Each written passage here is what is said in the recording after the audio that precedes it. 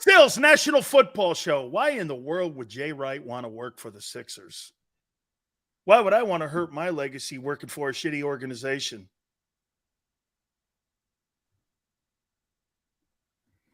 Do you think a coach like Eric Spoelstra would ever take a job like Philadelphia? No. Why?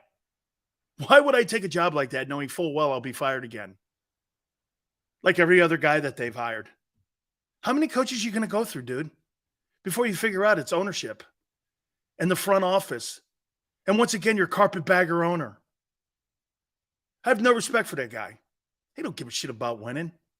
So wait a minute. You guys took a dump on Philly sports fans for how many decades? One? How many years of shitty losing did you go through? The whole Elton Brand thing. How many years of tanking and losing of games? And you know what's so fucked up? You built them the Wells Fargo Center anyway. Damn, what a great fan base. You built them the Wells Fargo Center anyway.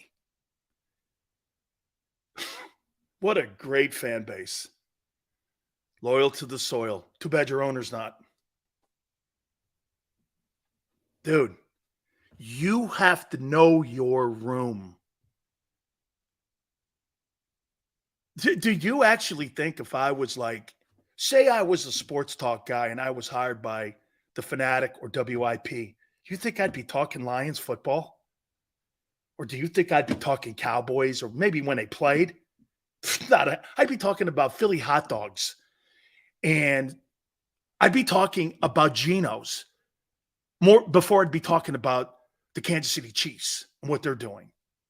Your owner doesn't understand that. On one hand, he tells you, hey, I'm here to build a championship team for the Sixers. Please buy tickets. Then on the other hand, he's bringing a team of Lincoln Financial to beat you. Telling people in D.C. And again, I heard the guys at Sports Tech say, I don't have anything about being an entrepreneur.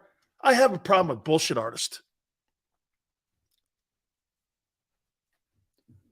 And bad management. Hey, by the way, if Josh Harris was winning NBA championships with the Sixers, and he was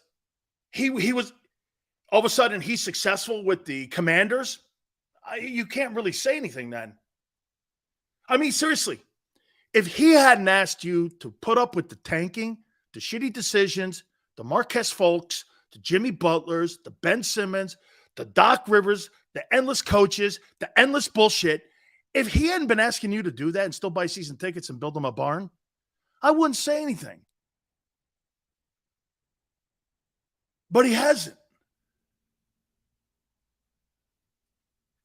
He hasn't. Right? I guarantee you, Philadelphia sports fan would be am I right, Tone? Philadelphia sports fan would be more like this. I hate the fact he owns the Commanders, but we did win an NBA title. So shit. You know, whatever. All good. Or at least get to the finals. You're like, hey, man, he's trying to win. Okay? You know what that guy did?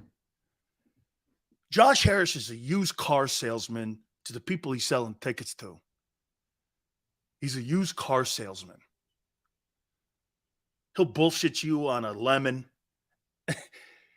And he sold Philadelphia sports fans a lemon. And that lemon's the Philadelphia 76ers. They're a lemon. They're a lemon.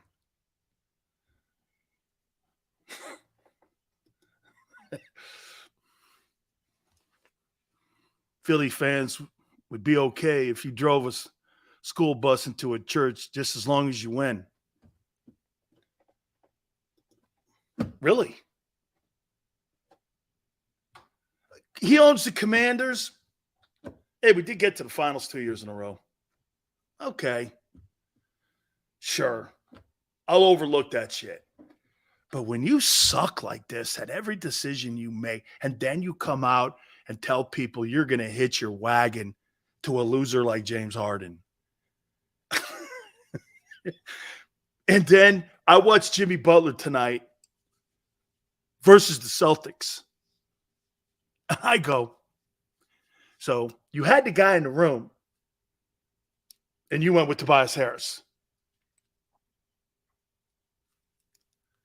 Man. I don't know. I don't know.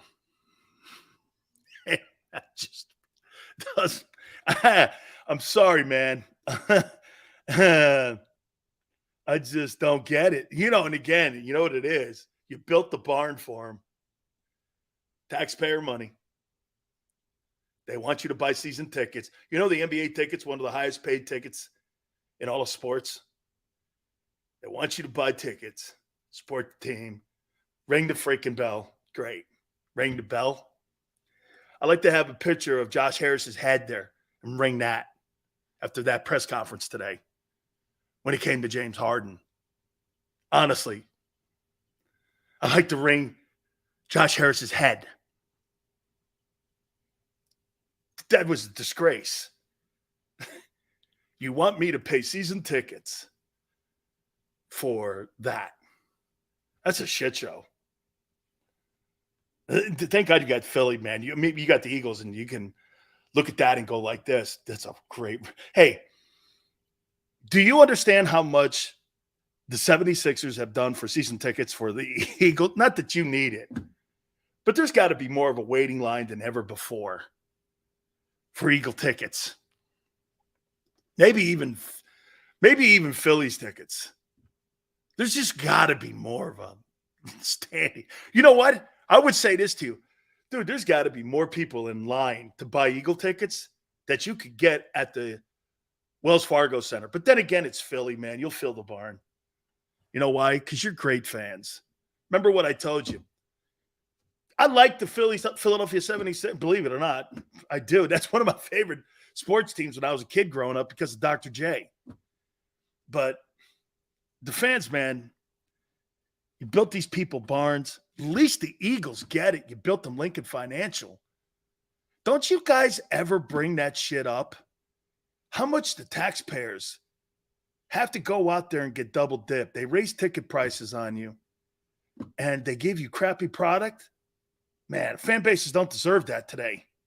Not with the economic dollars. There's not that much disposable income for people like you and me out there anymore. You don't have that disposable income, and tickets aren't $35 anymore. They're $85. Expensive. The concessions, expensive. Build it and they will come? No. You build the goddamn thing. And build it first and foremost from the top down. Damn. It's not, again, losing, I get it. Not everybody's going to win. There's one champion at the end of the year. But I think it's your process that you look at and go, what's the difference between today with Daryl Morey and Elton Brand?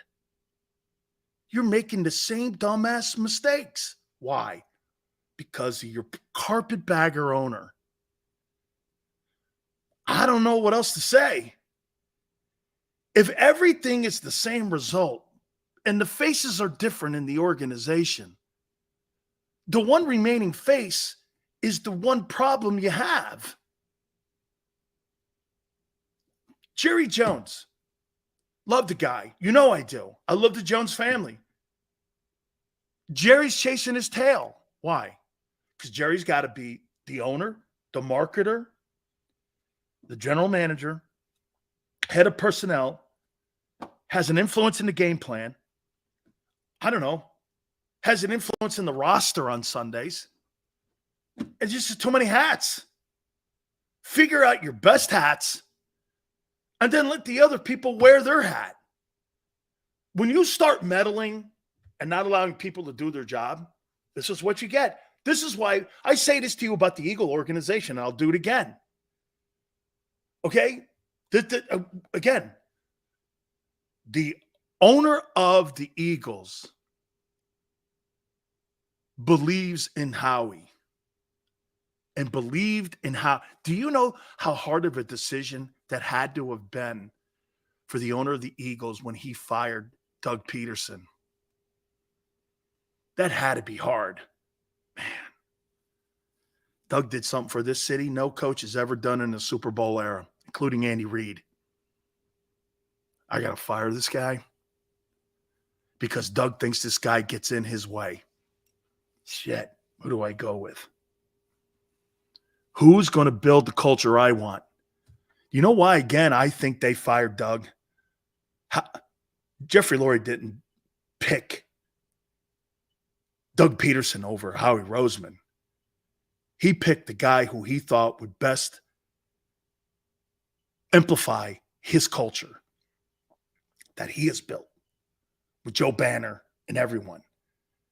Doug wanted to build his culture. Lurie had a culture, and it was a winning culture. Nah. That's why it was hard, man. It had to have been hard. He went with culture over what Doug envisioned, what he saw. Now, I believe in what we're doing. And he's right in the end. He was right to fire Doug Peterson. He was right to fire him. And he's got great respect for him. You hear him talking about him all the time.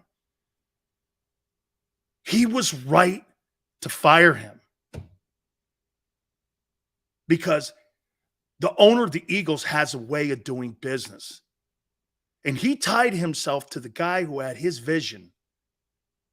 See, Josh Harris has tied himself to another dopey general manager. First it was Elton. Now it's a guy who has tied his legacy and his resume to James Harden. That's all you need to know about the GM of the Sixers. It's not about Philadelphia 76ers. It's about Daryl Morey. This guy's holding on to something that's long gone. Harden, if he was going to win a title, it was in Houston. It's over. Just,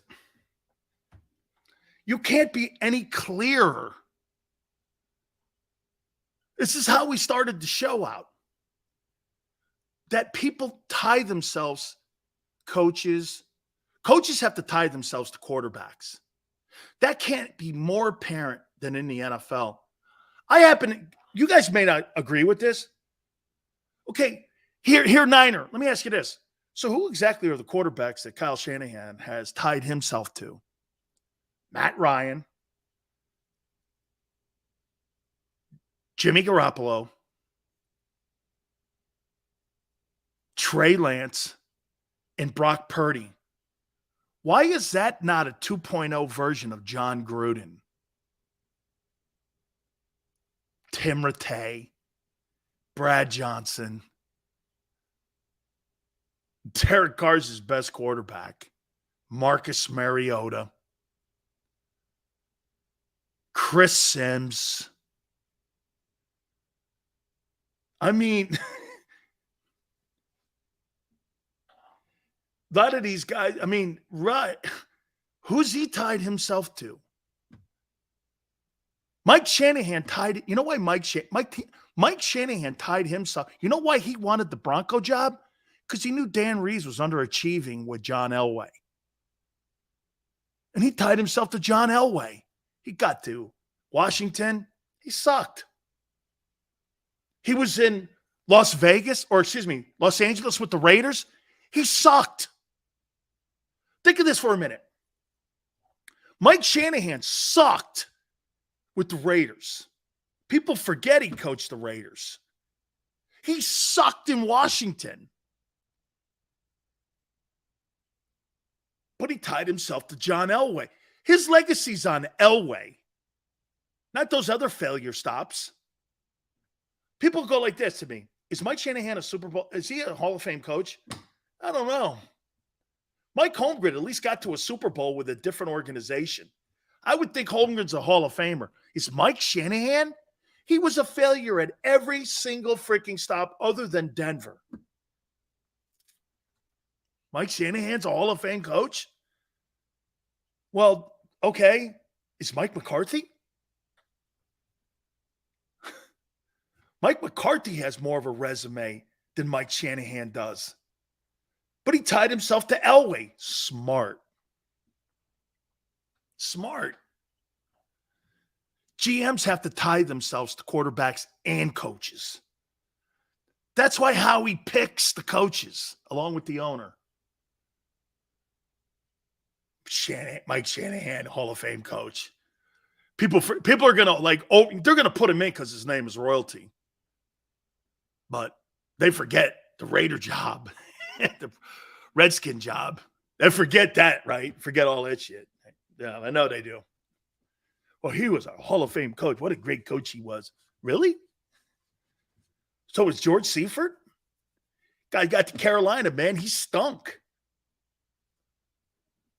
Terrell Davis was the guy in Denver? Dude, no one remembers that today. John Elway's the face of that franchise, not Terrell Davis. You're right, though. You're right, but that's not how it works. They talk about Shanahan like he's royalty.